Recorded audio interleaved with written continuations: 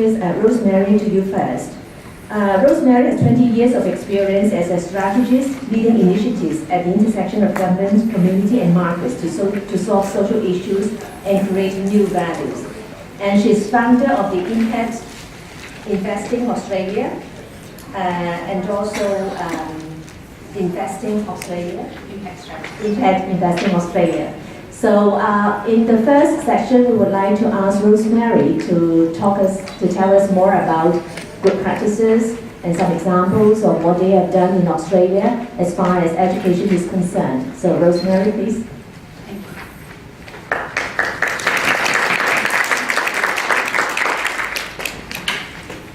Good morning, everybody, and welcome here on this Saturday. Before I recently founded Impact Strategist, I spent the last 4 years at the Federal Department of Education, Employment and Workplace Relations in Australia. The new federal government has changed the form of that department now, but what was fantastic about the way that department was set up was it had policy responsibility for all of the systems between early childhood education through schools and for a time youth and educational pathways into employment. So when we think about young people and setting policy, and with policy as the frame for the discussion today, we had a lot of freedom and a real foundation. I want to start by giving you a little bit of a snapshot of the education system, and I'm going to take perhaps a little bit of a different slant today from talking about some of the things we often focus on when we talk about young people and enterprise, and talk a bit about how we can have policies that help us create citizens who understand how to learn and understand what it means to be a responsible citizen and really participate and take responsibility for your part in society, and including how we can look at building that kind of capability and resilience even in the most disadvantaged communities. So a brief snapshot first of Australia, because some of you might not have some of that background. Australia is served by a state-based public education system and a parallel private system. Most of the states and local governments offer some form of early education, and because we have a federal system, the responsibility for the delivery of most of those services is at the state and local level. And that means it's a very interesting question in terms of policy and who has policy responsibility for what, particularly because in our particular system, federal government gets most of the tax revenues. So you have, to put it really plainly, federal government has most of the money, the states have responsibility for delivering most of the services. It creates a very interesting dynamic for policy and for government relations. That said, the federal government has led some significant reforms in the last few years, including setting up universal access to early childhood education and saying that we want all children in Australia to have at least 15 hours of early childhood education in the year before formal schooling. Why is that important for a discussion like this? Because we now know from the evidence that embedding really strong early childhood education creates the foundations for children and young people to have resilience and for learning, and has huge payoffs in later life, and the evidence is building around that all the time. Moving up through schooling, in the past few years, policy is also focused on equity, knowing that for those kids who suffer from various forms of disadvantage, particularly socio-economic disadvantage, that has a real impact on their ability to complete schooling and to do well at school. In fact, and I'll come to this in a minute, it often makes a difference between whether they even go to school or not. And if you're not in the education system and you're living in circumstances that create those kinds of barriers, it's pretty hard to even get to discussions about citizenship or capability. You're dealing with much more fundamental issues. So in the last few years, we've had a debate in Australia that's taken on significant public proportions, and as a policy issue, that's been very interesting to watch. We had a review headed by businessman David Gonski looking at Australia's system and talking about the principles of equity that we should have about the kind of education we want kids to have. This got so much airspace that Mr. Gonski's got branding beyond which I don't think he could ever have imagined. We had campaigns with young people in the streets saying, "Give a Gonski." You can see it online. Not very often that somebody's name and the type of policy reform that they've been leading creates that kind of momentum. And the debate's not over yet because the policy that was being led by the federal government needed to then be negotiated with the states for the reasons I talked about before, and the new federal government has just announced that they're going to revisit that, and the headlines just in the last few days are causing quite some angst about it. Quieter was a reform a couple of years earlier that I was involved with, where we set up a national education agreement, and what's important about that was, for the first time in Australia, that was actually an outcomes-focused agreement.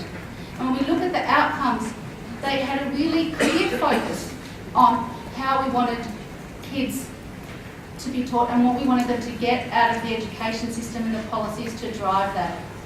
It was framed around not only wanting kids to be literate and numerate, but wanting them to actually come out of school able and equipped to participate in society and to be productive and have options for their pathways to further study and employment.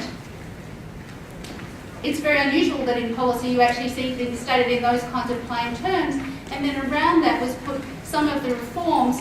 You think of that being like the big mothership of what we wanted education policy to be about. Around that we put some reforms around teacher quality, around literacy and numeracy, that were more like the tugboats trying to pull the whole system in a different direction. We've definitely got some programs that focus on youth, and the youth pathways has been a really big focus for the government and policy in the last few years. The Australian Foundation for Young Australians runs a survey every couple of years that's really worth a look, that talks about how young people are faring in Australia. It shows that 3/4 of teenagers and over 30% of young adults are in some form of education. 80% of kids stay at the end of secondary school, and that's increasing, so it's up 5% from 4 years earlier. Part of that's a reflection of the fact that they're moving into a much more casualised workforce, and while they're staying in education longer, they're finding it harder and it takes longer to get a job. And again, these things all have real impacts for how people see themselves in society and able to participate and contribute in society. We don't yet have a systematic approach across the system that recognises kids' initiative or that engages them in some civic behaviour, but I do want to come back to some bright spots in just a moment.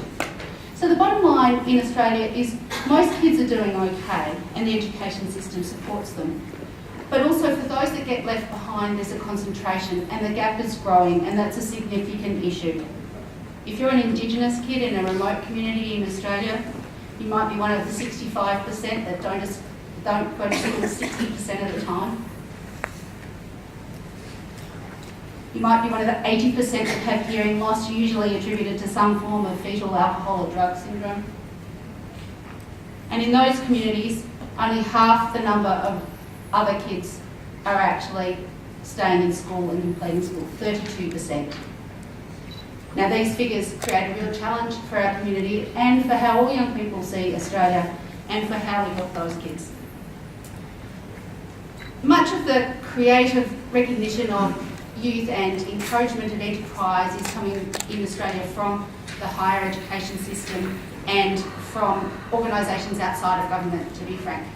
Government tends to focus on those things that we need to fix, and that's why I think it's important when we talk about policy to talk about the things that are embedded as part of what we have for government's key role, which is about what is the education system and what are we teaching our kids.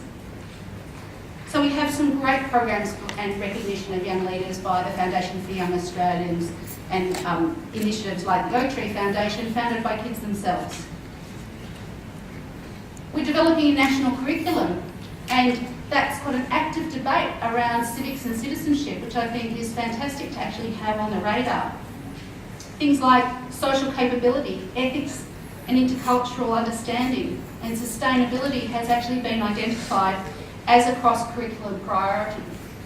In my view, embedding these types of things in how we educate our kids and having that discussion with policymakers is actually key to creating the capabilities for resilience and for kids to be thinking about society, and then they can find in a range of ways how they might want to contribute. We've had quite a focus in policy in Australia on creating community hubs, on actually creating places where education of kids is taking place, but also other activity. A lot of that started by joining up early childhood and school services, but around that we see, particularly for communities that are struggling a bit, governments and policy focusing on bringing other services into the mix as well. What does that do? Well, that brings parents and young people into the education system and it normalises it.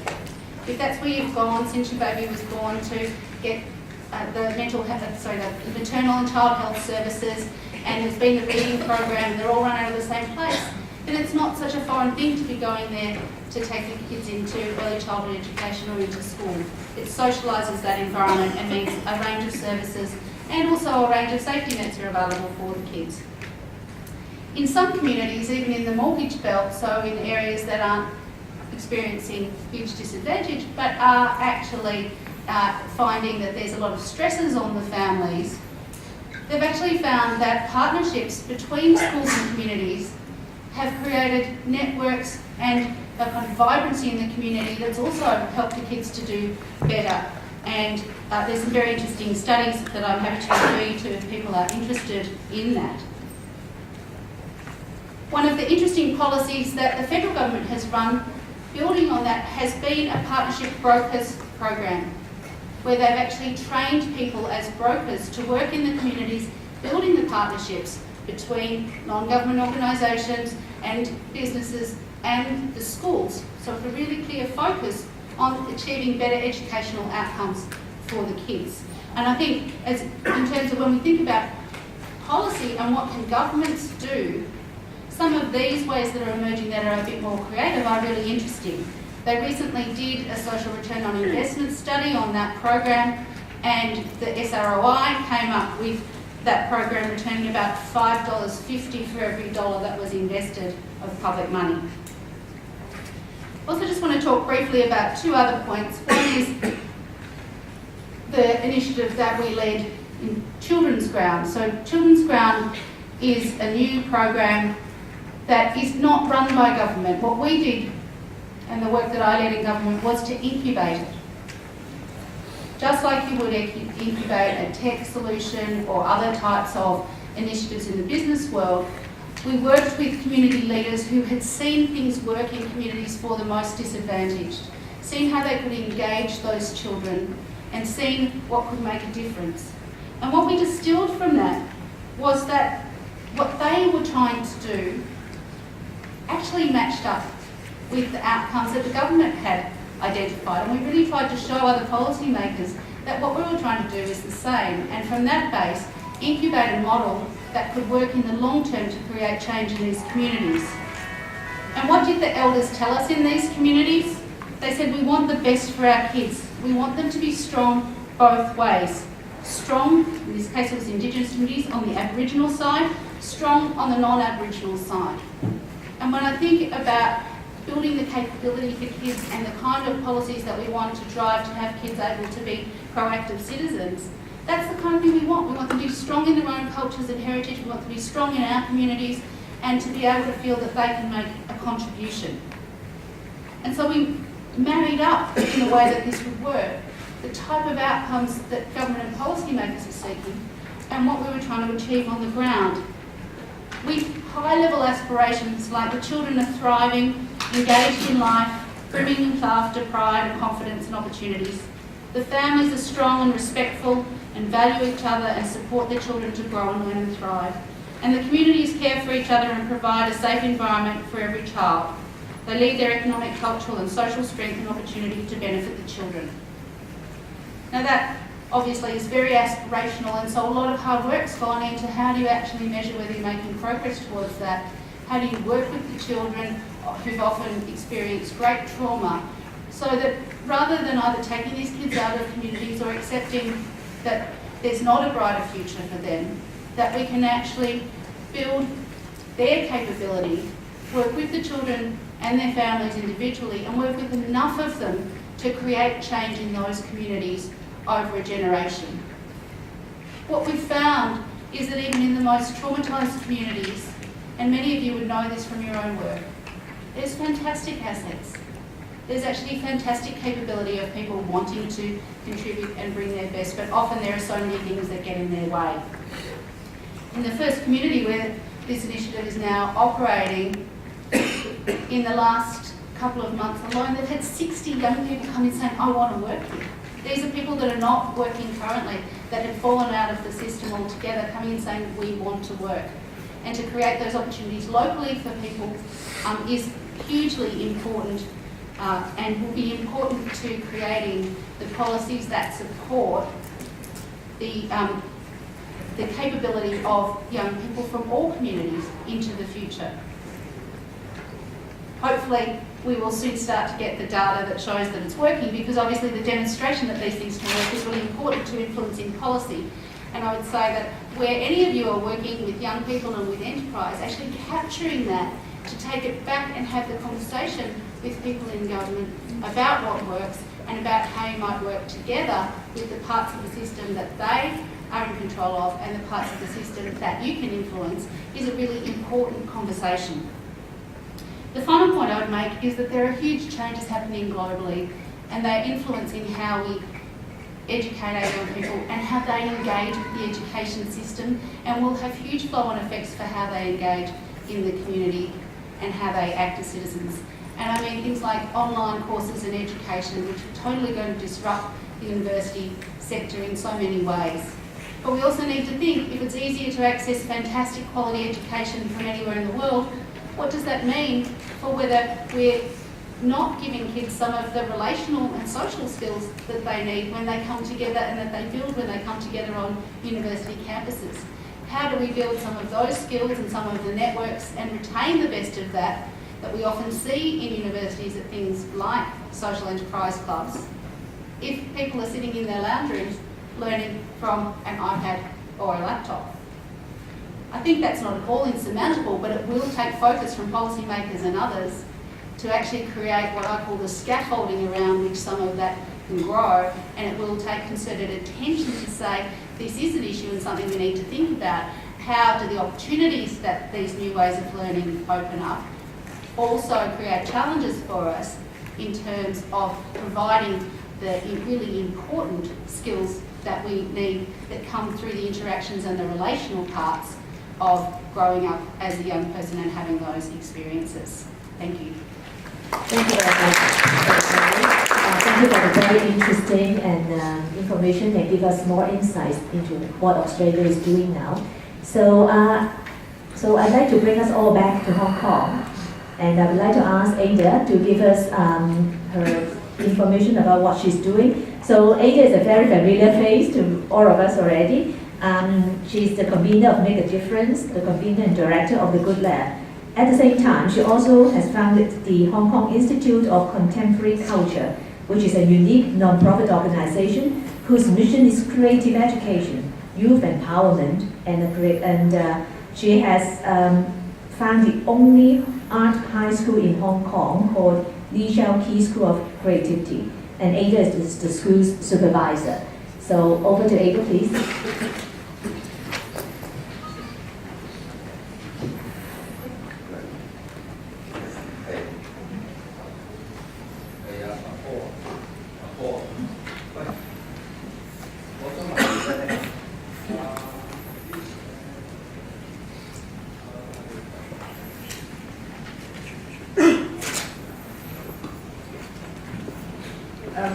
Thanks, Rebecca.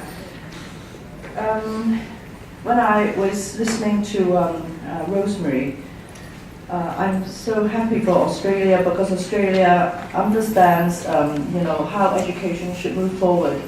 In our policy, in our education policy, I don't think there is much emphasis on creativity. There is not much mentioning of resilience.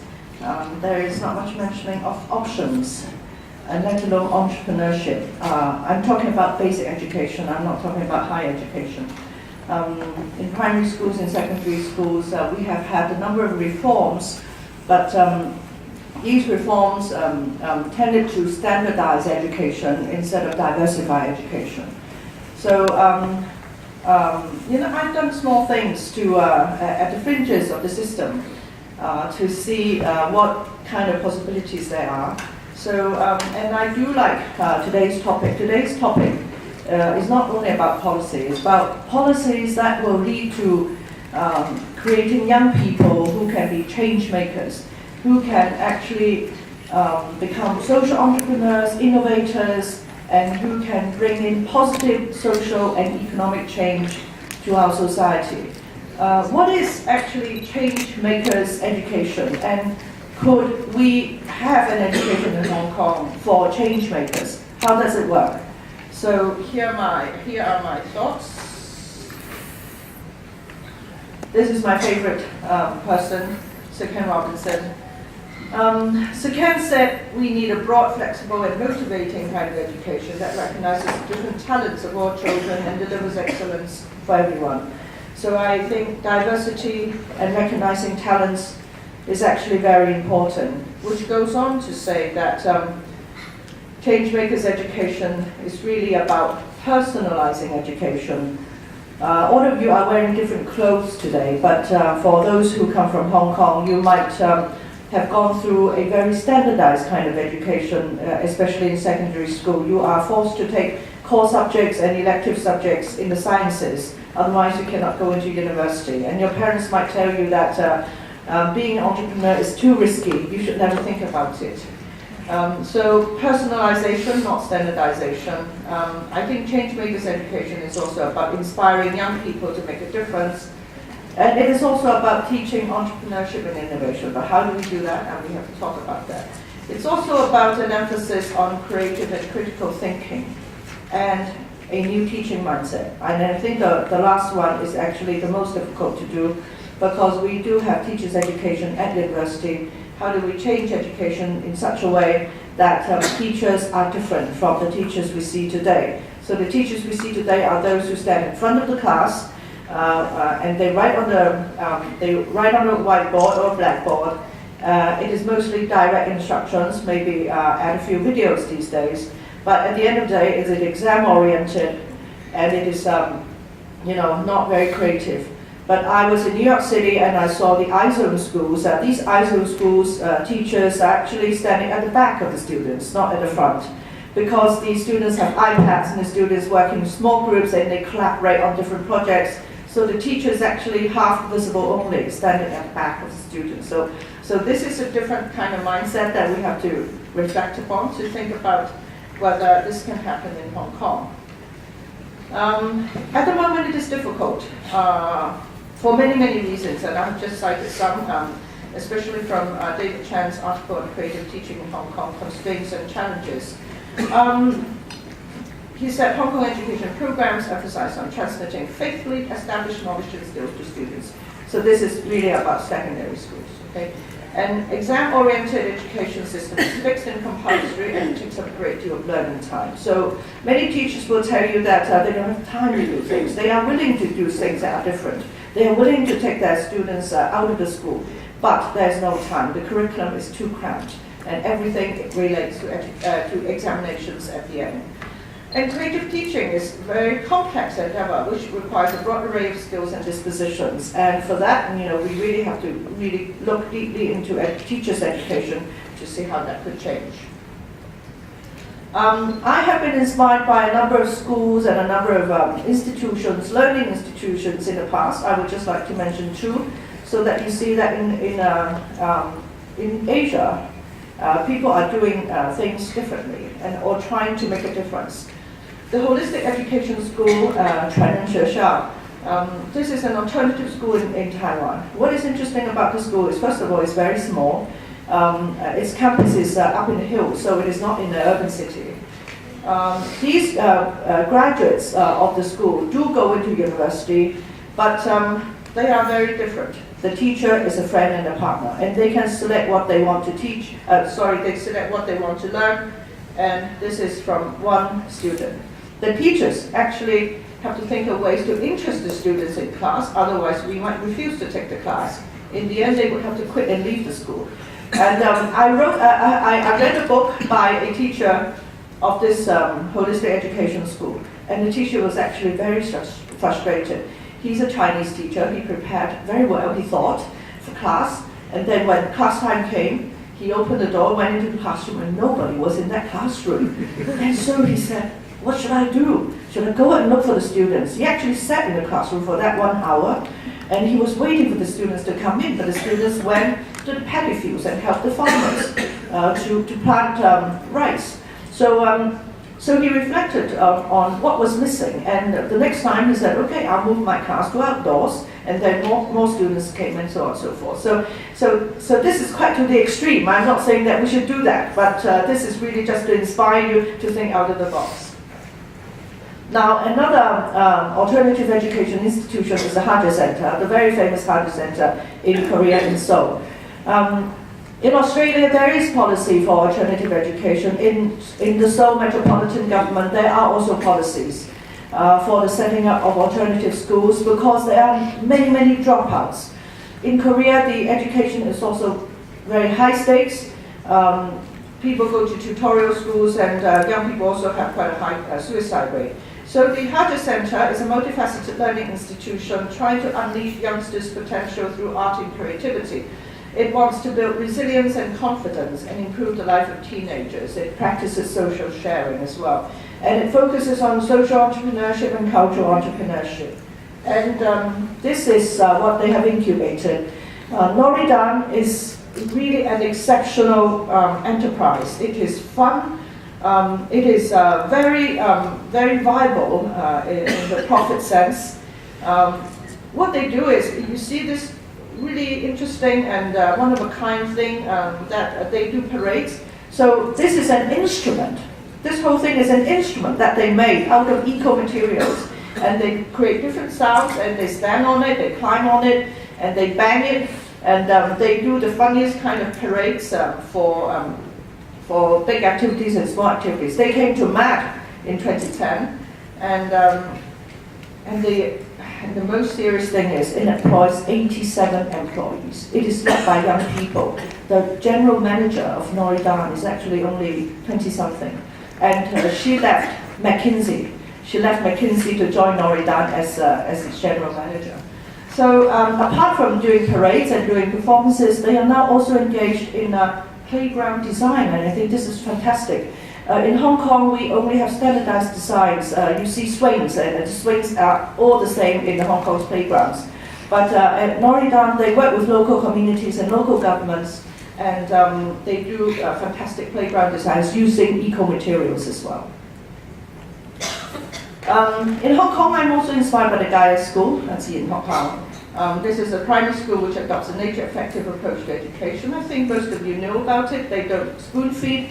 The children can go bare feet and run around the school, and they have to learn how to take care of themselves, how to respect nature. They don't have air conditioning in the classrooms, and the teachers and the students are very close, and they go on long hikes together. Okay, now it comes to my personal journey. I've started a school, and I've also started the Make a Difference platform in the last 5 to 10 years. The HKICC School of Creativity is a senior secondary school devoted to cultural and creative education. So the basic is art education. It's about creativity. It's about emphasis on humanities, on cultural exchanges. Our students and Hardship students are now have very, very strong ties, and we do cultural exchanges every year. So arts education is mainstream, and art is a way of life. I'm not saying that creative education, change makers education, is actually equivalent to art education, but because art education forces you to ask questions, and forces you to actually develop your critical thinking and empathy, art education is actually a very good basis for change makers education. And therefore, I think it is very important for people to have an emphasis on art. I see, Patricia, you came in, but there are seats right here. You want to come? You want to move to the front? So at the school, the students, apart from the regular exam-oriented subjects, they do a creative profession-oriented program where they do performing arts, where they do visual arts, where they do spatial studies, and where they do film and digital art. And so through this, they actually learn how to interact with the community, and they can see the world. Because the characteristic of a young person these days, I think you will agree with me, is that they look down instead of they look up. Well, why do they look down? Because they have this thing on their palm, right? They have this iPhone. And when you go into a restaurant, you see young people actually WhatsApping each other, you know, when they are sitting across. So this is the phenomenon in Hong Kong. And for art education, for them to create, for them to be creative, they need to look up, they need to see the world, they need to ask questions, they need to interact with the society.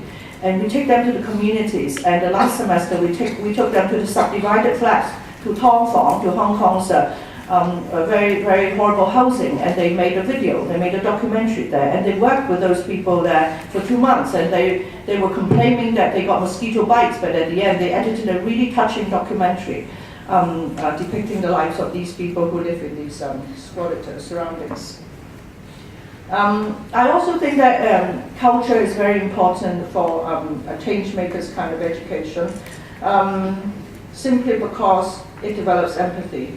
And you see with both your eyes that the world is very diverse and people are different, and it allows you to appreciate diversity and then tolerance of other people's cultures.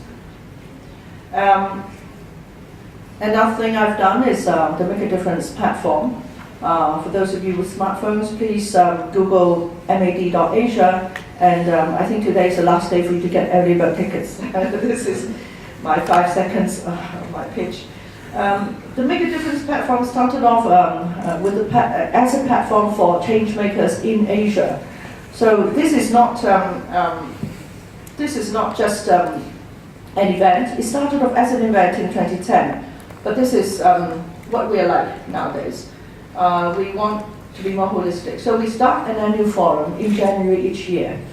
And then we have something called the Make a Difference School, and we call it a math school. So in this math school, we really encourage and inspire young people to make a difference, to be math. How do we do that? We have action-oriented, collaborative courses, and we have something called Accumulator Series, and I see 1 or 2 people here who are from the Accumulator Series, where we actually support them to do creative ventures and social ventures in the community. We also have the Map Good Lab, which is what we do with communities in Hong Kong, so trying to find out the wisdom of and the cultural wisdom of communities in Hong Kong. And apart from doing work in Hong Kong, we have also been to other cities. For example, we have been to Beijing to do a mini-map in Beijing.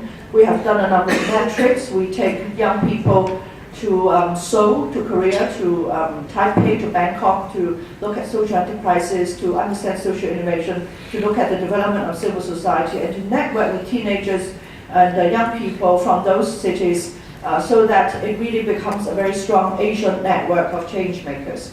So we start from awareness, we build knowledge, and then we really encourage them to take action. So awareness, knowledge, and action. So those are the 3 things that MAP do. And our goal is really to create a socially conscious new generation. We support creative ventures and social innovations, meeting multiple bottom lines. At the end of the day, we hope Hong Kong can be a creative city, and Asia will have more creative cities. By creative cities, I don't mean that we have more filmmakers and artists, but a city that would bring positive economic, social, and environmental change, championing pluralism, justice, and sustainable development. So this is my definition of a creative city. It is more encompassing. It is not just relating to the arts. It's relating to a sustainable and then with social justice. The annual MAP Forum will bring 1,600 young people from 170 cities in Asia to come together for a 3-day event. We have already invited 20 international change makers, and they will talk to the young people in TED-like talks, and there will also be workshops and experiences. And the next edition of MAD is our 5th edition already. So our theme is the 5th direction. Now, why is it the 5th direction? Normally, we just 4 directions, right? Dong, Nam, Sai, Bak, East, North, South, East, and West. The 5th direction should be a new direction for our society. It should be change-making, it should be more positive, it should have more social justice, it should be more eco, it should be more sustainable. So what is it? What does it take for us to move towards this 5th direction in our development? So this is the main theme of the 2014 Make a Difference Forum. The math school is really about a kind of education that we don't find in schools. It is cross-disciplinary, innovative, and socially conscious and action-oriented. We bring in experts from all over the world. This is Philip Colligan, the Executive Director of Nesta, which is the UK's innovation arm, to go through, to conduct a workshop for the Maddies, this is what we call them, so that they keep knowledge up to date in social innovation. We also bring art and culture and a sense of community to different public spaces in Hong Kong. This is in West Kowloon, and this is near Hill Street, just down from the University of Hong Kong. We brought 5 Danish designers to Hong Kong, work with the young people and the community to make street furniture using these placards. So to conclude, we all think that our young generation is the mirror of the education they receive. Hong Kong's young people are not bad. I'm not really saying that they are bad. They are very obedient, they're respectful, they learn through teachers' direct instructions. They're a bit passive, they're not very communicative, they don't have this natural thinking. But for me, I think that they should take more risk. They should really understand that life is really not all rosy, and they should understand that at some stage in their life they should take risks, and they should become entrepreneurs, and definitely social entrepreneurs. So how do we do that? We need more people like you to be interested in a change makers kind of education. We want more people to be like him, to be like Steve Jobs. And this is what the author of The Second Coming of Steve Jobs said. The big thing about Steve Jobs is not his genius or his charisma, but his extraordinary risk-taking. I always ask people whether we can have Steve Jobs in Hong Kong, and people will shake their heads because we are not risk-takers. We are not innovative and creative. But a change maker's education, I think, is lifelong. I want to leave a positive note for you. I think it is action-oriented. I think it has a lot to do with art and culture, empathy, the development of empathy, entrepreneurship, and also harnessing technology. Yesterday, Charlie Ledbeater was talking about apps for good. This is a project that he's doing. And Nigel was also talking about having user experience in everything in public policy innovations as well. So we do need this art and culture sense in change makers. And finally, since change makers education is lifelong, it will be shared. It won't be just formal education. And this is what Sir Ken Robinson said 14 years ago. He said, in the future, far more than in the past, education will be a shared enterprise. It will be continuous and open-ended. It will be provided not only by schools and colleges, but by businesses, by commercial organizations, new technologies, by artists, scientists, and other professionals, and the community at large.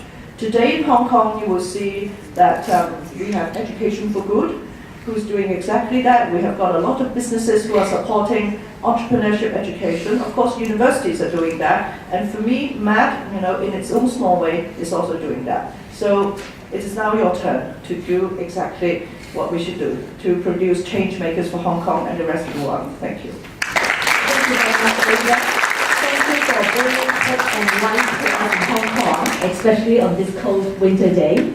So after all, even though there are a lot of problems with our local education system, however, we see that there are a lot of change makers like Ada who are working hard to make a difference to Hong Kong in terms of education. So next I would like to ask David to give us an account of what he has done at the university. David is a principal lecturer at the University of Hong Kong and Fudan University in Shanghai. He is also the founder of Soap Cycling, a non-profit employing used hotel soap to enhance the lives of the disadvantaged. So David, please let us hear what you have done at the university.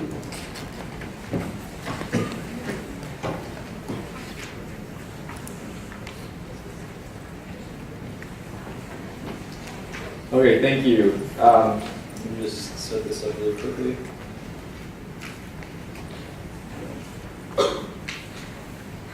Now,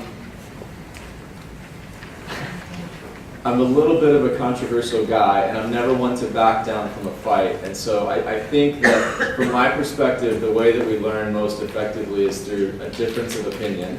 And so, I mean absolutely no disrespect to anyone here, or certainly not to Ada and the things that she said, because I agree with many of the things that she said.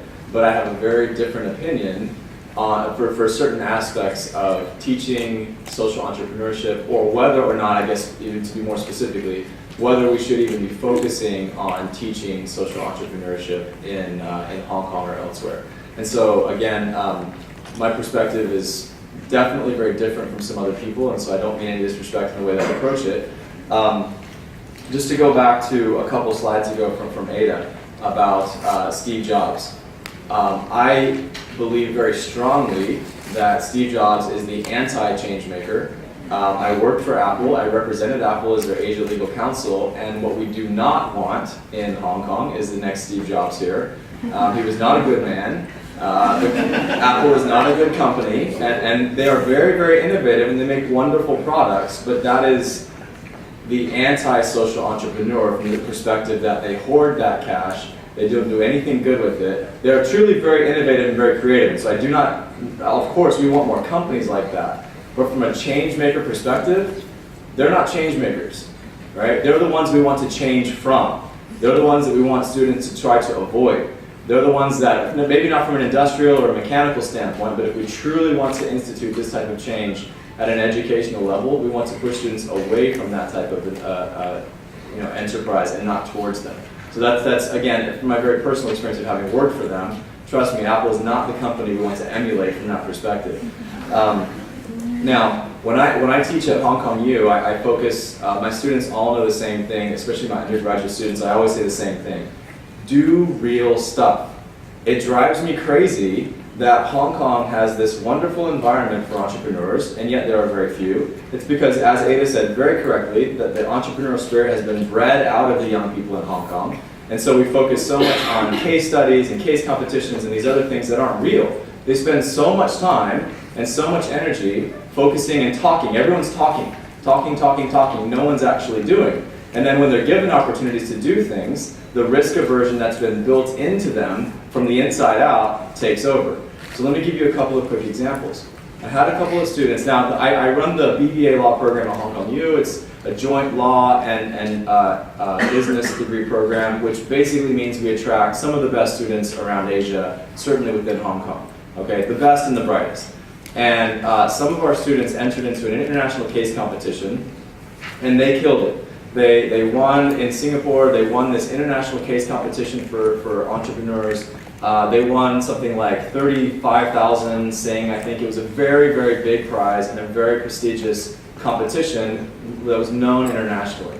And it was so well known that after they won this competition, they were flown to New York, where they were able to present their business plan to people at the NASDAQ and other places. They had Unilever and other large companies that were interested in investing in them. I set them up with a patent attorney. I'm a lawyer by trade. And by the way, I'm not much of an academic anyway, so I'm not sure I can teach you about teaching anyway. I'm more of a practitioner.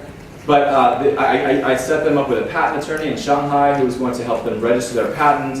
They had an entrepreneurship professor that was going to help them. And they were ready to launch this great business.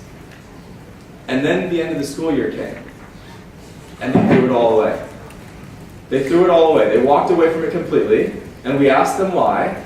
And they said, because it was just an academic exercise. Now we need to go be auditors and accountants and lawyers and the things that our parents told us to be, because that's the safe thing to do. And I've seen that over and over and over again. I helped a young man. We were sitting there scraping soap one day with my soap social enterprise, and he said to me, I don't want to, he was an accounting and finance student in my company law class. He said, I don't want to be an accountant. I don't want to be an auditor. He hated his major. He hated the 3 years that he had at Hong Kong U. And he said, my parents were entrepreneurs, my grandparents were entrepreneurs, I want to be an entrepreneur. I said, let's do it. I gave him money, I gave him resources, I gave him the idea, we were starting this business together, it was going to be great. And then the end of the school year came. And he spoke to his parents, and they said, there's risk in that. We think that you should go and be an auditor and accountant. I had lunch with him last week. He's been graduated for 2 years. He's miserable, right? He works for one of the big four, and he's miserable. But he took the safe route. And so what Ada was saying in terms of, if we want to focus on teaching what we call change makers, which I don't really like the term just personally, but if that's what we want to teach, it definitely has to begin much earlier than by the time they get to Hong Kong U. That much is absolutely. It's too late. It's too late, right? Now, there's a lot that we can do, and so let me just, in fact, I met with some other students yesterday, and they were asking me about going to law school, and I was telling them the things that lawyers can do, and the change that we can provide, and the impact that we can give in society and whatnot. And they said, when did you start learning these types of skills that are necessary for do these things? And I started thinking back, and I was like, 6 years old, right? I was public speaking by the time I was 8. I was creative problem solving by the time I was 6. I mean, all these different things were built into the system that I came from. And it's not to say, as Ada says, of course, it doesn't mean that we need to revamp everything and we need to rethink everything. There's a great system already in place, but perhaps we do need a slight change in perspective. Now, from a social entrepreneurship standpoint, I have been kind of reluctantly pulled into this sphere, largely because of my great sense of frustration. In terms of like viewing it from the outside looking in. Now, when people talk about, for example, the business faculty at Hong Kong U, where I teach, there's been great criticism that we don't focus enough on social entrepreneurship. I think that's terribly unfair from a certain perspective, because remember, the emphasis is not on the social. That's what social science and NGOs and governments and other things are for. The emphasis on is entrepreneurship. And we absolutely do teach entrepreneurship, and the principles that apply in every regular type of entrepreneurship obviously will cross-apply into the social sphere. So really what I think we're talking about, or what we should be talking about, is how do we teach business leaders just to be good people and to do the right thing just because it's the right thing to do? How do we teach any entrepreneur, not just to how to create a business, but to how to create a business that will have a specific and positive impact on society? How do we teach people that go into non-entrepreneurial roles to take the social contract that they have still seriously and apply those social principles within whatever sphere or role or industry they may be in? When I was a lawyer, I spent a very significant part of my time doing pro bono legal work. Now, that has nothing to do with making money for the firm, and yet it was a requirement. And that is something that, just to use that example, the law firms in Hong Kong have no pro bono legal requirement, and there's no desire or push or interest in creating that type of a pro bono legal requirement. So the issue is not specifically should we or can we or are we properly teaching social entrepreneurship. The better question is, how do we teach people to take these principles of social integration and the harmonious society and stuff, and actually apply them into our role as people every single day, right? And so the premise that I have approached this from, and the reason why I got somewhat reluctantly sucked in, is because our youth deserve more. We deserve more than we're giving them, or they deserve more than we're giving them. They deserve opportunities. If you want to institute change makers in Hong Kong, let young people work. Empower them. Give them a chance to work at McDonald's when they're 15 years old. Give them a chance to sweep floors when they're 18 years old. If you go to the University of Hong Kong and you look at the different job opportunities that are there, less than 1% of the jobs on campus are actually worked by students at Hong Kong U. That's crazy. That is the anti-change-making policy, right? The way that we make change and institute these types of change is to create empowered young people who are so smart and who are so special and who are so driven that they want so badly to create this change, which is why MAD is so successful, which is why the Good Lab is so successful, and why we're drawing people into conferences like this. But in reality, we're perhaps approaching it from the wrong direction. And so, now this is separate from my role at Hong Kong U. Because of this sense of frustration that I had, trying to get young people job opportunities, trying to get young people internship opportunities where they could actually do things other than make copies and get coffee, I said I couldn't find them. I was going to iBanks, I was going to law firms, and I was saying, can you please give our students real opportunities? And they said, no, we don't trust them. We can't hold their hands. We cannot babysit them for you. And so I said, okay, screw it. I'm just going to start my own companies. And so we started making our own companies, and I asked my students, I said, if I start a company, if I take the risk, will you run them for me? And the students said yes, and I gave them some ideas. And so the first thing that we came up with, or that they chose, was soap cycling. And so soap cycling, we collect the used soap from hotels, we process it in our plant in Huaihing, and then we work with NGOs throughout South and Southeast Asia to provide soap to the most disadvantaged communities that lack basic sanitation and hygiene. So this young man, it's a great story. This guy is in a place called Tondo. You can't see it from here, but it's pretty much the least sanitary environment you can imagine living. The entire reclaimed town is built on a landfill. The government trucks in Manila dump the rubbish in the landfill area, and then everyone, children, parents, etc., go through the rubbish and collect metal and things that they can sell. And that's the environment that they live in. No shoes, no nothing. It's just a very unsanitary environment. We distributed that bar of soap to him, which you see in your hand. So that used to be a bar of soap that was used hotel soap. We processed it, turned it into a new bar of soap, gave it to him, and he immediately started washing himself with it. You can see how happy he is. So the three-part mission that we have is obviously to improve sanitation and hygiene, and from an environmental standpoint, to pull this chemical waste out of our landfills. You may be surprised to learn that somewhere between 20 and 50 of the double-decker buses, that much soap is thrown away from just the bars of soap. We're not talking about the gels and things. Just the bars of soap. That much soap is thrown away in Hong Kong by hotels every year. So it's a major aspect of the rubbish that's going into our landfills.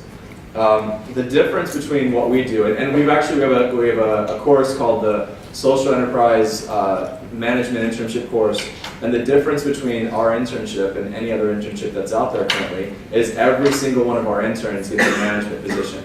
Every single position. This was our original business structure at Soap Cycling. This is what it looks like today. We have many students. Every single director and management level position, except for a very select few, are run by students. They do compliance and legal and accounting and marketing and operations and creative design and everything. IT, they built our internal IT structure, they built our websites, they've done everything that you need as a business has been completely run and done by our students. And so this year to date, we've sent out over 16,000 kilos of soap, which is about 300,000 or over 300,000 bars, many of which has gone to, for example, the Typhoon high-end victims. We've had over 60 students that have worked as managers and directors within our organization over the past 2 years, and currently there are more than 40 students that are working for us, 12 of whom are officially getting credit for it in this course, and then next semester we hope to have 20 or more students doing the same thing. But it's not just about soap cycling, although these are some of the recipients. This is in Ghana and in Vietnam. Last week we just registered our second business, which is the Fair Employment Agency. We are providing a non-profit social enterprise that will be an employment agency for foreign domestic workers in Hong Kong. That report on the right, Exploited for Profit, Failed by Governments, was a 2-year report that Amnesty International just presented. This is an interesting thing. So I was at the press conference for this last week, and there were representatives from Wall Street Journal, the Financial Times, the SCMP, BBC, CNN, all of the international press agencies were there, and not a single local member of the local media was there to attend this large launch. And it goes to show why this particular business is so needed and what we can do to hopefully, through the students and through the university, kind of help them overcome this problem. And just to show kind of the outcome of this, these are just a few of the very many success stories we've had with our students. They don't get paid for working for us. Their currency is the job they get after graduation. Right? So we've had students that have been hired by Ralph Lauren for their in-house counsel team, students that have been hired in some of the biggest law firms like Freshfields. Susie was granted an internship at Citibank and received the service award last summer, and on and on and on. And we've been very lucky to have students gain this experience with us, real life experience. And then after graduation, I'm now having companies that call me directly saying, we want your students for our hiring process. We don't want to go through the normal process. We want your students because they're better than everybody else. So anyway, because of time, we can talk about how the course works or where we're going to go from here if there's interest in that during the Q&A session. But I'll leave it at that. I just want to, honestly, I'm a practical guy. I'm not much of an academic. I feel like if we want to accomplish anything, we need to talk a lot less and start doing a lot more, right? Give young people a chance. They are powerful, they are strong, they are active, they are smart, and they will not let you down if you give them the proper leadership that they need. The problem is that we have bred into them this risk aversion that is debilitating. It is debilitating. Now think of this. The generation coming out of India and China, including Hong Kong, this is the most important generation of young people in the history of the earth, ever. If for no other reason, just based on its demographic size. Think of what the world will be like 50 years from now if we do not institute this type of power and change in them now. Right? We owe it to ourselves, we owe it to them to give them a more opportunity to achieve this type of result. So, thank you, and yeah. Thank you very much, David. Very encouraging. All of us for the group that we can roll up our sleeves and then start making action today. So now we have around 15 minutes of Q&A, question and answer section.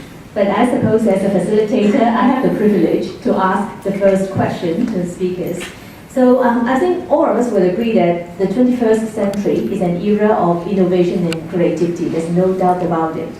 However, can we strike a balance between creativity and a fixed curriculum? Because I'm sure in Australia, in other countries, they do have this problem because there is a system, an examination system, which is part of the bigger educational system, and there are specific assessment and qualification requirements, etc. So how can we strike a balance? Now we have our goals, we know where we would like to lead our children to, but how can we make a balance between our dreams and reality?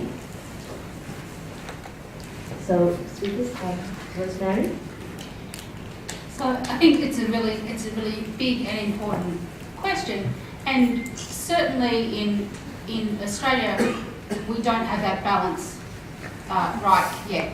And in fact, part of the debate about some of the aspects of the new curriculum that I talked about is it still too much? Is it going to actually take those kinds of elements of ethical understanding and creativity and critical thinking and try to put them into the classroom in a way that's even more crowded? Some feedback also saying this is too hard for younger kids. I actually agree with David. I don't think it is. I think we need to give young people a lot more credit for what they can do. And I think part of the key to getting that balance right is exactly what David says. It's about more opportunities for doing. We need to actually build that in, and we need to find the ways that we can do that. We don't have that balance right yet in Australia. I don't know of many places in the world that do. But I also think starting early. I think it's hugely important. Kids are incredibly creative, and there's great research that shows kids are incredibly creative when they're young, and then we teach it out of them. And so we need to start early in changing the way that we teach, and we need to allow the kids to carry that part that they're actually born with right through. I think it's not so much the curriculum, but it's the way things are taught. It's the pedagogy, it's the assessment. There's nothing wrong with learning languages and mathematics and liberal studies. I don't think there's anything wrong. But if the end is really a high-stakes examination that really requires you to almost memorize answers, then that is not a good assessment. And for pedagogy, I think we have a lot to learn from many action-oriented programs. I think what David, right? What David has done is really admirable, especially in this ambiance in Hong Kong U, where things can be very utilitarian, and where we don't really believe that young people can make a difference. So I think that we need to empower teachers to think differently, to see how they can teach, how they can inspire students to be different, and that's more important than the curriculum. David, any thoughts on that? I have no idea. I wish I did. I mean, honestly, I think many people are surprised to learn that my children go to local school in Hong Kong. And so I do actually understand perhaps better than some foreigners what we're talking about when we talk about the curriculum. And then plus, I interview a lot of students that want to come to Hong Kong U, and so I understand the system and what they have to go through. It is a challenge, but honestly, I think it begins before that. I think it's more the parents than even the curriculum. I think you hear the way that I mean, we need to focus on the idea that ideas are bigger than specific direction, and that's a very difficult thing to do, right? Like getting people to get this risk aversion out of them is a very challenging thing, because parents love their children, and so that's why they push them in these directions. But what they don't realize perhaps is that we are actually inhibiting our children's their growth by pushing them in specific directions. So is there about, I have no idea, yeah. Yeah, I think all of us adults perhaps should re-educate ourselves and unlearn those things that we have learned in the past and learn new things about the new society and the way forward. Because a few days ago I read from a newspaper clipping on some writings written by primary students in China, and they said their ultimate goal is to earn more money or let the renminbi appreciate, so we will become healthier and richer. So this has caused quite a lot of concern among schools in China as well, but perhaps this is the reality. Adults are passing these values on to our children, so we should re-educate ourselves first. So any questions from the floor? Please raise up your hand and our helper will pass the mic to at the back.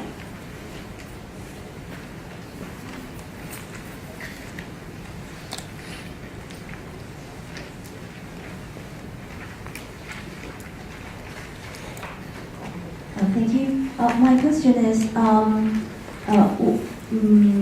in terms of the initiation of the education reform that we've been talking about, what do you think is the driving force or the most important driving force to make them happen?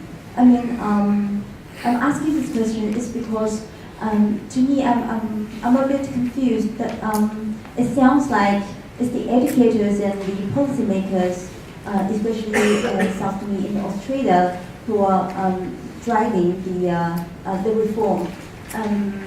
But it's just my feeling.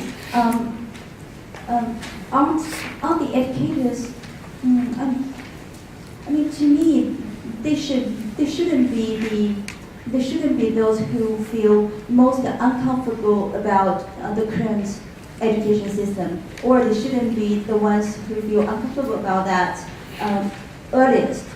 And I'm making myself clear.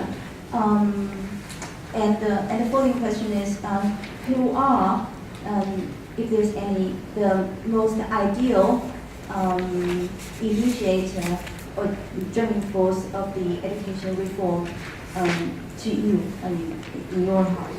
Thank you.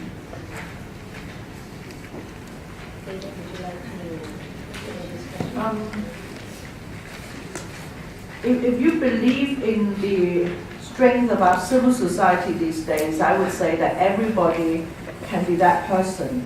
If you believe in what David said, that this generation, people in universities now will be the most important generation in history, I do believe that. I believe especially Asians.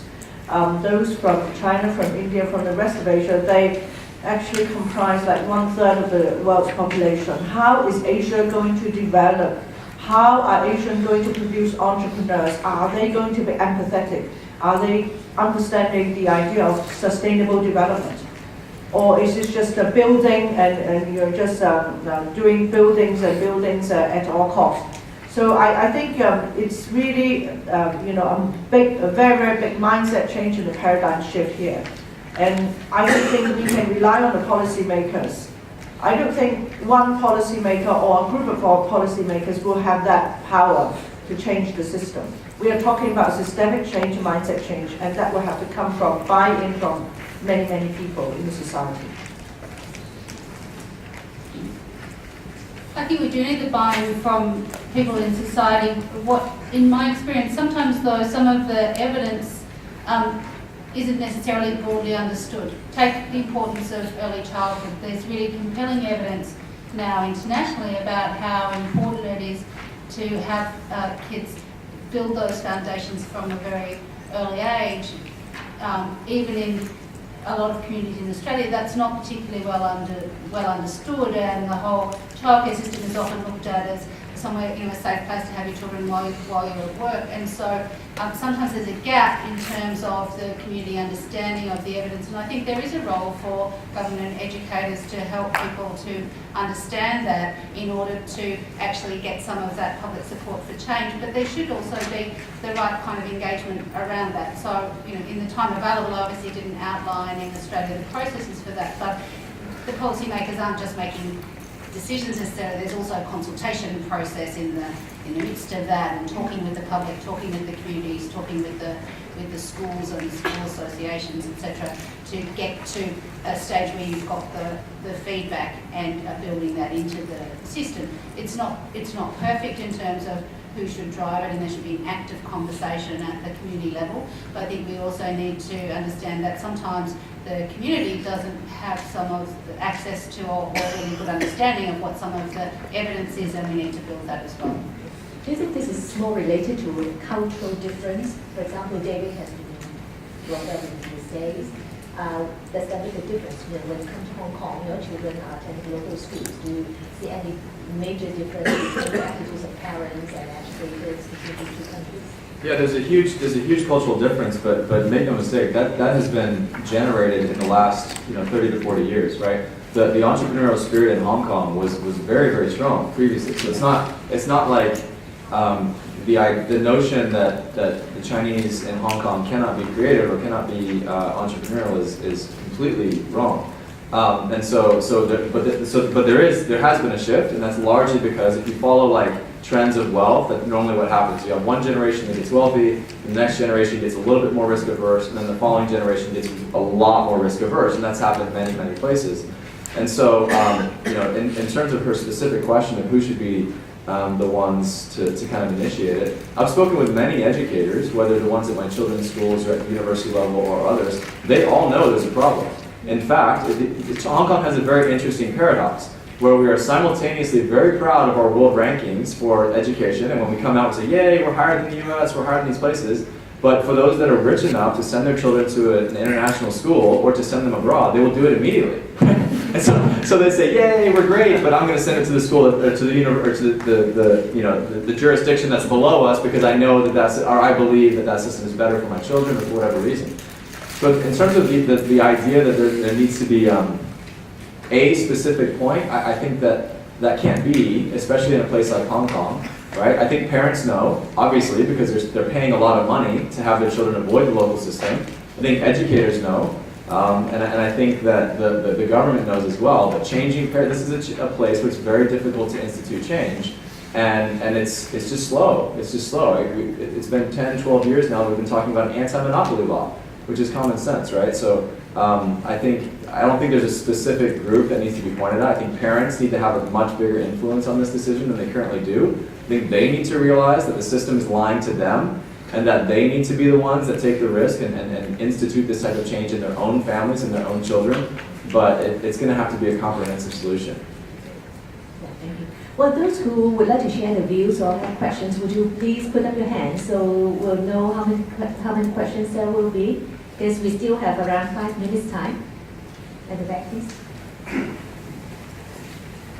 Hello, thank you all. My name is Kenny. I'm here from San Francisco, briefly. And my question is in regards to, is it really necessary for us to be pushing for education reform from a policy perspective, or are there more just socially oriented ways to circumvent those barriers, kind of like what Ada has done with med school?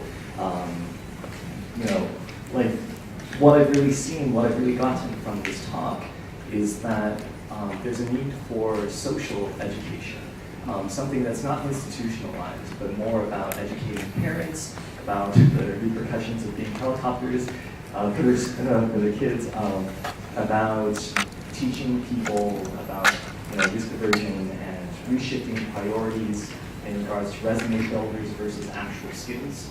And then finally, I think a really important piece of the puzzle is status, where the opportunity cost of foregoing a job in business is always just, it just doesn't seem to build up your status and your place in the world, but showing people that that really is an option and they can go above and beyond things. So what kind of steps can we take to circumvent the system, and is that the way to go, or is it necessary to push for policy reform? Okay, thank you. Ladies? Let me see whether I can answer this. I think we do need both. We need social education and policy reform. And in particular, I think we really need to increase university places to such an extent that people who do want to have a university education can get it. And then parents wouldn't be pressurized and wouldn't be actually obsessed, you know, when their kids are at primary one, that they have to force them to take 10 different extracurricular subjects and to go to 10 different tutorials. Most of the parents, so we, you know, in order to get them more relaxed, we need more university places. And for that, we do need policy change. But I do agree that I think we need to change parents. But then, you know, parents' mindset, parents' perception is also linked to policies. They want their children to be competitive. Let me tell you a quick story. You know, a friend of mine just called me for help. Her daughter is really very upset. Her daughter is Eurasian. She married a Canadian. Now, she went to this very local elite school, and her daughter is now in primary 3, and nobody plays with her because her Chinese is not that good. Okay? And her classmates said, my mom said, your Chinese is good and you are pulling our grades down, so we can't play with you. Okay, so this is actually one of the best girls' schools in Hong Kong. And I mean, my only advice to her is, we can't stand it, you have to leave. But that is very sad because she wants her kid to learn some Chinese. Okay, so we want to change, we need to change that. If people are totally intolerant and they don't accept diversity, then, you know, there isn't that much future for us.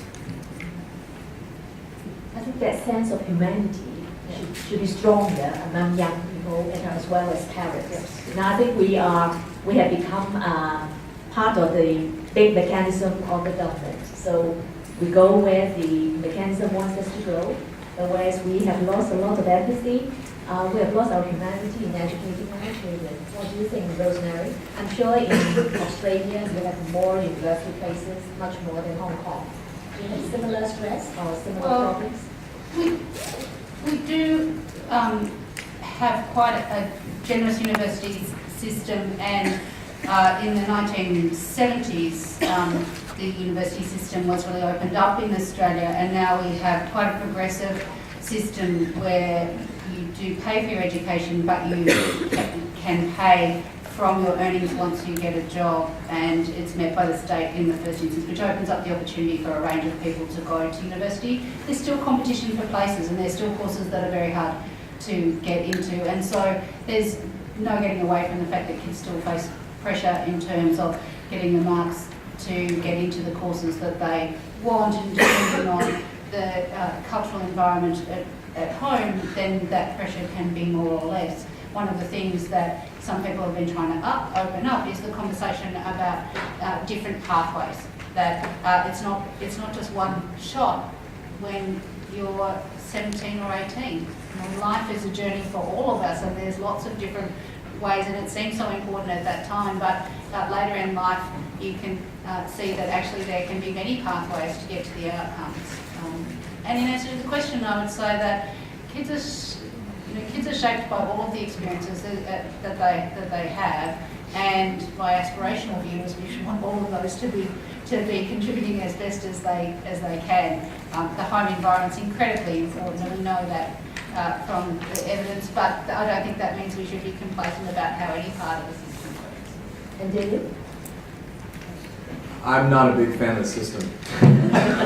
I don't trust it. I don't like it. It's too slow. It's too cumbersome. It gets in the way. It inhibits creativity and stuff. And so everything that I do in this realm is external. Like, it's outside the system. All of these companies, all of these projects, except for the actual course, are not officially tied to Hong Kong U Even as an institution, Hong Kong U is just too slow, too cumbersome, and they get in the way. And so we do as much as we can independently, as much as possible. I think that Ada's example of the university placement is a very good example. For those that don't know, only 18% of secondary school graduates in Hong Kong have an opportunity, just numerically, to go to university, so less than 1 in 5. That's crazy, that's wrong. The idea that we're spending 80 billion plus another 100 billion on bridges to Zhuhai and trains to Guangzhou and not by creating more universities is crazy. But that's a policy that I have no influence over and would never be able to change. And it's especially compounded in a place like Hong Kong, which is inherently slow to adopt change unless there's already a commercial or social movement that's pushing for that change. And so I am, to the extent that I have any ability to do so, hopefully trying to influence that social change, which can thereby, maybe a decade from now, institute policy change. Thank you very much. Well, education surely is a very big issue for every country, not only Hong Kong. And this is a way how we should nurture our young generation in the future. So I think apart from having knowledge and skills, we would also like them to have international perspective as well as a strong purpose in life, a mission, how they could contribute to the society. So I wouldn't like to end here, but unfortunately, time is up, and I understand that some of you are attending other sections as well. So I would like to thank all our 3 speakers for giving us very informative and insightful information. And we look forward to more old and middle-aged and young change makers who can help to make our society a better one.